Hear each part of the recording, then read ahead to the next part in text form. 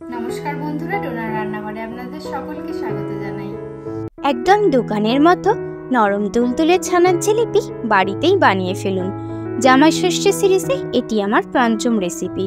প্রথমে 1 লিটার দুধকে ভালো করে ফুটিয়ে নিয়ে তার মধ্যে 1 কাপ টক দই দিয়ে ছানা কাটিয়ে নেব।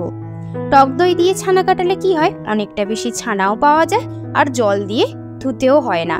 ছানাটাকে ছেঁকে নিয়ে কাপড়ে বেঁধে 1 ঘন্টা জল ঝরাতে দিলাম। কড়াইয়ে 1 কাপ চিনি, 1 কাপ জল, 4টে ছোট এলাচ দিয়ে একটা চটচটে সিরা বানিয়ে নিলাম। এরপরে একটা বারকোষের মধ্যে জল ঝরানো ছানাটাকে রেখে হাতে তালু দিয়ে 10 মিনিট ধরে মসৃণ করে মেখে নিতে হবে।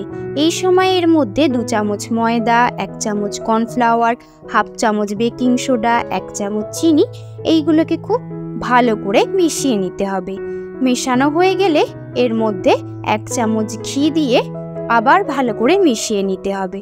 তারপরে 2 চামচ খোয়া ক্ষীর দিয়ে ছানাটার সাথে একসাথে খুব মসৃণ করে মেখে নিয়ে একটা ডো তৈরি করে নেব। ডোটা থেকে একটা একটা করে লেচি কেটে নিয়ে এইভাবে জিলিপির শেপ দিয়ে কড়াইয়ে তেল একেবারে হালকা গরম করে তাতে জিলিপিগুলোকে আস্তে আস্তে ছেড়ে দেব। তারপরে জিলিপিগুলো যখন আস্তে আস্তে উপরের দিকে ভেসে উঠবে তখন উল্টে পাল্টে হালকা রং ধরা পর্যন্ত ভেজে নেব।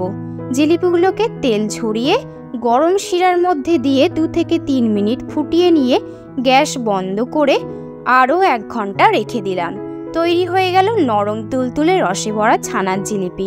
ভিডিওটি ভালো লেগে থাকলে অবশ্যই লাইক, শেয়ার, কমেন্ট এবং সাবস্ক্রাইব করে নেবেন। ধন্যবাদ।